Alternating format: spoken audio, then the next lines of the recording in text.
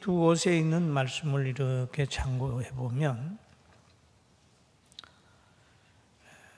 가정에서 가지는 어머니의 생각과 부모님의 생각과 예수님을 따르는 제자들의 생각이 차이가 있다라고 볼 수가 있고, 또 하나는 예수님의 생각과 예수님을 따르는 제자들의 생각도 많은 차이가 있다. 그걸 또 느낄 수가 있어요. 또 한 가지는 시대가 아무리 약해도 믿음으로 사는 가정의 미래를 해칠 수가 없다라고 하는 것도 오늘 성경 본문 속에서 우리에게 주는 교훈이 되는 겁니다. 그래서 어린이 주일을 맞이하면 사회가 어린이들을 어떻게 대우하는가를 생각합니다. 어린이들은 힘이 없고 가진 게 없어서 능력 중심의 사회에서는 늘 외면되어 왔습니다. 노인과 어린이, 장애우, 그리고 가난한 사람, 고아와 가부, 소외계층이었어요. 이게 사회입니다. 그런데 가정에서는 노인과 장애우와 또 어려움 당하는 사람들이 포근히 안길 수 있는 거예요. 가정과 사회는 많은 차이가 있습니다.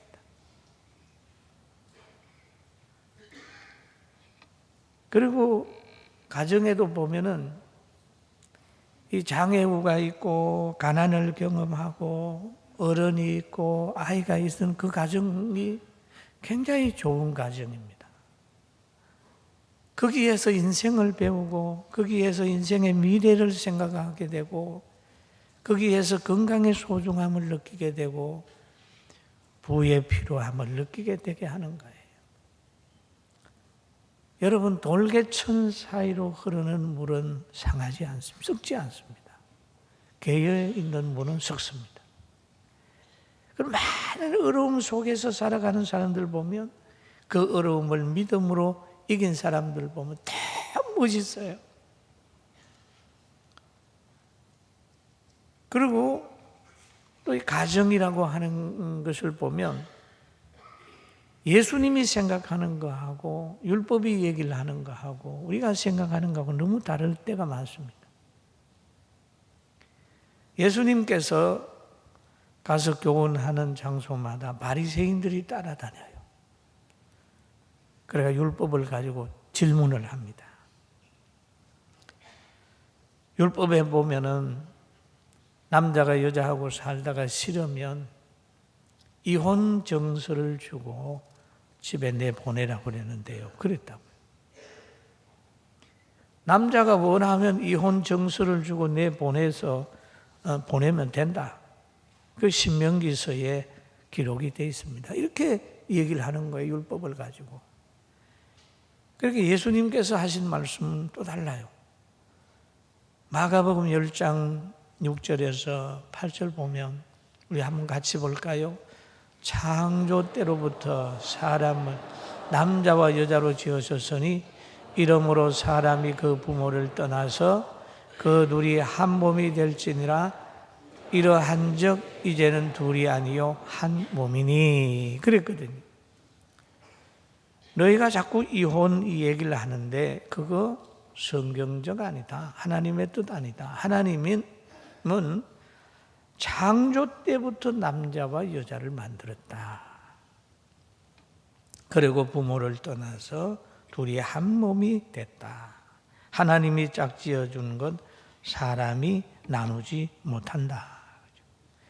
그럼 둘이 한 몸을 이루면서 가정을 꾸리기 시작하지요. 그리고 자녀를 태어나게 하고 또 먼저 가정을 만들었던 부모님께 효도하게 되는 거지요. 이 장소가 뭐냐?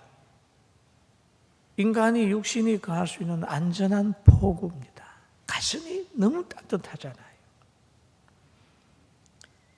그런데 이 가정들이 세상의 풍랑으로 인하여 자꾸 깨지고 해체되는 거죠. 왜 그럴까요? 진리 안에 서 있지 않기 때문에 해체되는 겁니다.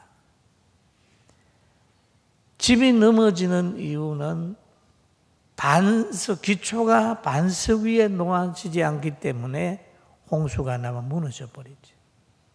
하나님의 말씀에 뿌리를 내리지 못했을 때 세상에서 불어오는 여러 가지 때문에 가정이 깨지는 겁니다.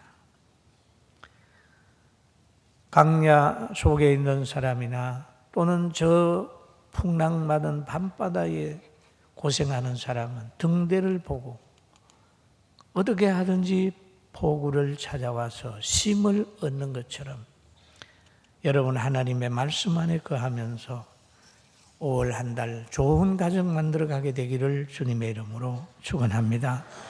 아멘. 인간의 영원한 포구는 천국이고 또 인간의 새로운 소망을 얻을 것은 예수 그리스도 밖에는 아무것도 없다.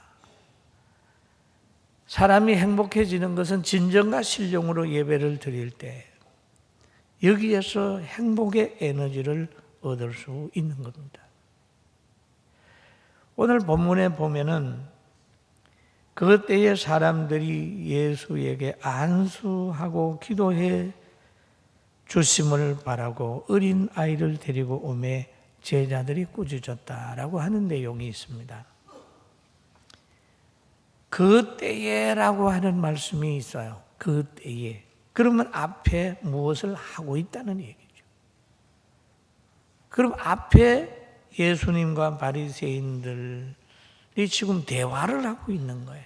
그 대화 내용이 이혼에 대한 대화입니다.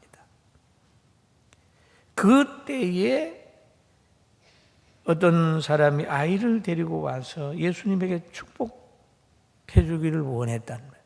그러니까 제자들이 오지 말라는 거예요. 오지 말라고 하는 것에 두 가지 의미를 생각을 해보면, 야, 너희 들을 거 없어.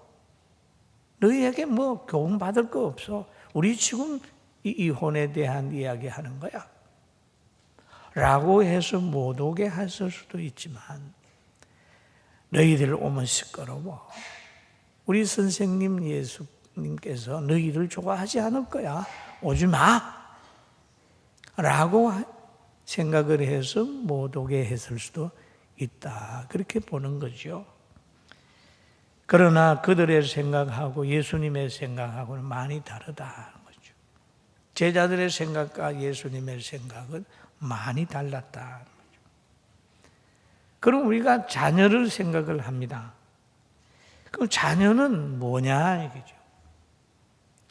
시편 127편 3절에서 5절에 보면 이렇게 말하고 있습니다. 같이 한번 봅니다. 보라, 자식은 여호와의 주신 기업이요 태의 열매는 그의 상급이로다. 젊은 자의 자식은 장사의 수중에 하살 같으니, 쭉 보면 하살통에, 하살 같은 이것이 하살통에 가득한 자는 복되도다. 그들이 성문에서 그들의 원수와 담판을 할 때에 수치를 당하지 아니하리로다 라고 얘기를 하죠. 그럼 자녀가 많은 것이 복이다. 이 자녀가 많은 게 복이다고 얘기하면 가끔 뭐라 그러는 사람이 있어요. 목사님이 키워보세요. 그래. 복인 거는 아는데 너무 힘들어요. 사실 옛날에는 팬티 하나만 지어 입히고요. 밥그릇 한 먹만 줘서 시골에서 그냥 놀게 해서 12명씩 있는 집도 있고 10명 있는 데 있는데, 지금은 우리나라가 자녀 키우는데 참 힘든 거는 인정합니다. 그러나 2명 이상은 낳아야 되는 것이 의무니까 그렇게 한번 가정의 달에 다시 한번 다짐합시다. 할렐루야. 그리고 오늘 또 이 본문에 보면은 사람들이 예수께 만져주기를 바라며 어린 아이를 데리고 오매 제자들이 꾸짖었다. 그런 말이 있죠. 왜 꾸짖었을까? 조금 전에도 말씀을 드렸지요. 아이들은 너무 소란해. 유익이 없어. 아이들은 정치권에도 외면되어 있습니다. 왜? 표가 없잖아요. 때로는 이단들도 아이들에 대해서는 금방은 별로 관심 안 가져요. 돈이 없잖아요. 그리고 아이들은 뭐 능력이 없잖아요. 건세가 없잖아요. 그러니까 자꾸 외면되는 거예요. 그러나 예수님은 그 아이들을 데리고 오니까 굉장히 좋아하셨어요. 아이들을 예수님에게 오는 것을 그 많은 제자들을 보고 막 나무랐습니다. 마가복음 10장 14절 15절 봅니다. 예수께서 보시고 노하시어 이르시되 어린 아이들이 내게 오는 것을 용납하고 금하지 말라. 하나님의 나라가 이런 자의 것입니다. 내가 진실로 너희에게 이르노니 누구든지 하나님의 나라를 어린 아이와 같이 받들지 않는 자는 결단코 그곳에 들어가지 못하리라 하시고 그랬잖아요. 예수님은 제자들하고 좀 생각이 달랐습니다. 이 본문이 우리에게 주는 교훈이 있습니다. 누가 봐도 예수님을 잘 따르는 제자들은 예수님과 생각이 같을 것이라고 생각을 할 수 있지만 다를 수도 있다는 거죠. 예수님을 따르는데 방해가 되는 제자들이에요. 아이들이 예수님을 따르려고 해도 방해가 되는 거예요. 제자들이 오지 말라고 얘기를 하는 거죠. 여러분 이게 뭔지 압니까? 때로는 신앙생활 하는데 목사가 방해될 때가 있어요. 제가 여러분 신앙생활 하는데 방해할 수도 있다니까요. 왜냐하면 성령 충만하지 않고 말씀 중심의 생각을 가지 않고 한다면 여러분이 방해가 될 수 있어요. 때로는 교회 성장에 목사가 장로가 권사가 그리고 오래 다녔다는 사람이 예수님을 따르는데 방해가 되게 하는 전도에 방해가 될 수가 있어요. 이건 불행한 거예요. 예수님이 노하시는 겁니다. 할렐루야. 방해가 될 수 있어요. 여러분 그러잖아요. 하나님의 영광을 누구 가립니까? 평신도가 가리던가요? 때로는 직분자들이고. 내가 이 얘기를 하니 여러분 왜 그렇게 조용하세요? 아멘 그래도 괜찮아요. 예. 제가 목회해 보니까 그래요. 지도자들이 잘못되니까 교회가 잘못돼 버려요. 교사들이 잘못 기도하지 않고 세속적인 가치관을 가지고 아이들 가르치니까 교회가 학교같이 돼버려요. 이렇게 될 때는 방해가 된다. 여러분 우리 어린 아이들에게 예수님 따르는데 방해가 되게 하는 방해 놓는 제자들 같은 반열에 서지 않게 되길 주의 이름으로 축원합니다. 성경에 아브라함을 연구를 해보십시오. 아브라함은 안 좋은 가문에 태어났어요. 그 집이 우상 만드는 집이에요. 다윗은 우리아의 아내를 범했어요. 그리고 우리아를 전쟁터에 보내서 죽게 만든 파련치범입니다. 모세 40대의 혈기를 그냥 정의감이 있어서 저 애굽 사람을 때려 죽였어요. 사도 바울 서대반을 죽이는데 앞장섰어요. 문제 없는 사람 아무도 없어요. 그러나 회개하고 순종했더니 하나님이 쓰시고 귀하게 만들었어요. 할렐루야. 여러분 과거에 어떤 일을 했다, 과거에 뭐 했다, 거기에 매이지 마십시오. 회개하면 미래가 있다. 그리고 어디 가서 시험 받았다고 얘기를 하는데 시험 받을 필요 없습니다. 예수님의 제자들도 보면은 예수님의 뜻하고 전혀 관계없이 아이들을 못 오라고 그랬어요. 그러니까 예수님께서 그러지 마라. 아이들을 안아가 축복했습니다. 또 성경에 보면은 가룟 유다라는 사람이 있어요. 마리아가 예수님의 장례를 위해서 옥합을 깼어요. 얼마나 잘하는지 모릅니다. 그런데 가룟 유다는 막 예수님 옥합 뺀 마리아를 나무랐어요. 야, 그걸 왜 업이하냐? 막 나무랐어요. 예수님의 제자들이 그랬단 말이에요. 아이, 제자들이 그랬으니까 그냥 나는 실망해서 그만둘 거야. 그게 아니에요. 제자들은 그럴 수 있으나 예수님은 안 그럴 거야. 할렐루야.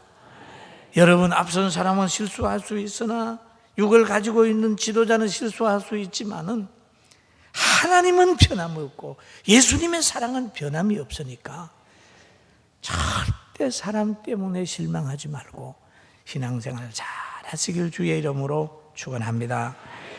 마가복음 14장 6절에 한번 같이 봅니다. 시작. 그만두어라. 너희가 어찌하여 그를 괴롭게 하느냐? 그가 내게 좋은 일을 하였느니라. 예수님은 좋은 일을 했다고 마리아를 평가했는데 가룟 유다는 그 옥합을 허위했다고 평가를 하고 있습니다. 여러분, 우리가 평가하는 건 주관적이에요. 누가 여러분 보고 안 이쁘다고 자꾸 뭐라 그러거든 신경 쓰지 마세요. 나를 이쁘다고 하는 남편이 있는데, 나를 멋있다고 하는 아내가 있는데 누가 뭐냐? 누가 보면 밥맛이 막 없다고 얘기를 하는데 어떤 사람은 맛있다고 그러거든요. 어떤 사람은 잘생겼다고 그러는데 어떤 사람은 못생겼다고 그러거든요. 주관적인 거예요. 여러분, 다른 사람의 주관이 자기 인생을 좌우하지 못하게 하고 하나님이 여러분 잘났다고 하고 가족이 잘났다고 하고 교회가 잘났다고 하면 잘난 거예요. 아멘. 우리 옆 사람 뭐 잘났습니다. 아멘. 그럼요. 잘난 거예요. 저는 어디 가면 되게 잘난 척 합니다. 응? 기수가 봐야 아무것도 아니더라고. 그렇다고 해서 뭐 짧은 키가 무슨 뭐 계속 물 많이 먹는다고 금방 크는 것도 아니고 받아들이면서 할렐루야 그러고 사는 거죠. 여러분 즐겁게 사시길 주의 이름으로 축원합니다. 그리고 예수님을 보면 아이를 사랑했어요. 예수께서 그 어린 아이들을 불러 가까이 하시고 이르시되 이 어린 아이들이 내게 오는 것을 용납하고 금하지 마라. 그렇게 얘기를 하죠. 예수님은 어머니 같은 마음, 부모님 같은 마음이에요. 능력을 보는 것이 아니라 내면의 세계 순수함을 보는 거예요. 하나님의 나라는 이런 자의 것이다. 여러분도 세속적인 능력을 보는 게 아니라 내면의 순수함을 보는 하나님의 마음 가지고 살게 되기를 주님의 이름으로 축원합니다. 그럼 예수님이 사랑하는 아이가 있죠. 부모가 아이를 데리고 왔을 때 천국은 이런 자의 것이니라 그러는데 하나님이 미워하는 아이도 있습니다. 그건 뭐냐? 부모님이 잘못된 문화에 빠져서 부모의 잘못된 걸 담고 사는 아이들을 하나님 미워하세요. 큰 나무는 흙의 깊이에 의해서 크게 돼요. 저 산에 뭐 100년 된 나무가 있어도 계속 못 크는 걸 보면 땅을 파보면 그 밑에 바위가 들어서 뿌리를 못 내리는 거예요. 그건 거기에선 큰 나무 안 자랍니다. 그러나 큰 나무가 자라는데 보면 흙이 깊은 곳에서 큰 나무가 자라요. 아이가 하나님 앞에 복을 받고 잘 자라게 되는 것은 가정이 믿음으로 잘 세워질 때 그 가정의 자녀가 큰 나무가 되는 거예요. 할렐루야. 그런데 열왕기 하 2장 23절 24절 한번 읽어보겠습니다. 여기에 아이들은 하나님이 아끼지 않는 아이들입니다. 한번 읽어봅니다. 엘리사가 거기서 베델로 올라가더니 그가 길에서 올라갈 때에 작은 아이들이 성읍에서 나와 그를 조롱하여 이르되 대머리야 올라가라, 대머리야 올라가라 하는지. 엘리사가 뒤로 돌이켜 그를 보고 여호와의 이름으로 저주하며 그 숲에서 앙콤 둘이 나와서 아이들 중에 42명을 찢었더라. 야, 이거 참 읽을 때마다 꼭 이렇게 하셔야 되는가 라는 생각이 들잖아요. 이건 뭐 부모죄입니다. 그냥 선지자도 못 알아보고 대머리여 대머리여 멸시하는 말이지요. 멸시하는 거예요. 그리고 또 마가복음 10장 15절에 보니까 같이 봅니다. 내가 진실로 너희에게 이르노니 누구든지 하나님의 나라를 어린 아이와 같이 받들지 않는 자는 결단코 그곳에 들어가지 못하리라. 그러면 천국에 대한 이야기를 하는데 천국은 차등의 세계입니다. 성화된 사람이 누리는 게 따로 더 누리고 덜 성화된 사람은 덜 누리고 보물을 하늘에 쌓아둔 사람은 더 누리고 그렇지 않은 사람은 덜 누리고 부끄러운 구원받은 사람도 있고 영광스럽게 상 받는 사람도 있고 천국엔 차등의 세계라. 또 하늘에서 빛과 같이 빛나는 사람이 있어요. 다니엘서 12장 3절 한번 봅니다. 지혜 있는 자는 뭐라고 그랬죠? 다니엘서 12장 3절 같이 봐요. 지혜 있는 자는 궁창의 빛과 같이 빛날 것이 많은 사람을 옳은 대로 돌아오게 한 자는 별과 같이 영원토록 빛나리라. 여기에 보면 전도한 사람들이 누리는 것도 따로 있다는 거예요. 잘못 알다가 보면 하나님의 나라는 다 같이 동일한 줄 알지만 같은 환경이라도 그 사람의 능력에 따라 누리는 게 다르다는 거죠. 또 전도서 기자는 7장 15절에 이렇게 얘기를 하는데 정말 이 말에 우리는 긍정을 하지요. 한번 같이 봅니다. 내 허무한 날을 사는 동안에 내가 그 모든 일을 살펴보았더니 자기의 의로움에도 불구하고 멸망하는 의인이 있고 자기의 악행에도 불구하고 장수하는 악인이 있으니. 전도서를 보니까 그렇구나. 저 사람은 의로운 사람인데 어떻게 저렇게 일찍이 가지? 힘들게 살지? 저 사람은 악인인데 어떻게 잘 되지? 장수하지? 이런 거 여러분 궁금증 느껴보셨죠? 그러나 이 땅에서는 이렇게 보이지만 하나님의 나라에 가면 의인은 의인대로 누리고 악인은 악인대로 누린다는 사실을 알고 하나님께 영광을 돌리게 되기를 주님의 이름으로 축원합니다. 할렐루야. 그리고 오늘 사랑하는 귀한 날 우리는 또 생각해 봅니다. 부모님이 예수님께 아이를 들고 왔을 때 예수님은 어떻게 하셨을까요? 마가복음 10장 16절에 그 아이들을 안고 그를 위하여 뭐 했다고 했죠? 안수하고 뭐 했다? 축복했다. 그러면 이 아이에게 병이 있든지 지혜가 없든지 문제가 있든지 했을 때 예수님께서 안고 축복을 했다면 어떤 결과가 왔을까요? 그에 대한 누림이 여기에는 기록이 없습니다. 그러나 이 아이는 주님의 뜻대로 잘 살아서 지금까지 영원한 하나님의 나라 누리게 될 줄로 믿습니다. 여러분 아이들 사랑하시고 교회 나오는 거 뒤에서 많이 도와요.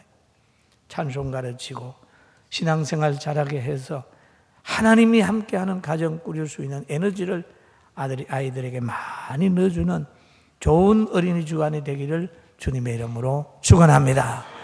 저 오늘 어린 아이들 같이 예배 드리는데 이들도 이제 중학생이 되면 교회에 올라오고 고등학교생, 대학생 되면 잘 자라가지고 이제 우리 학생들 한번 살펴보세요.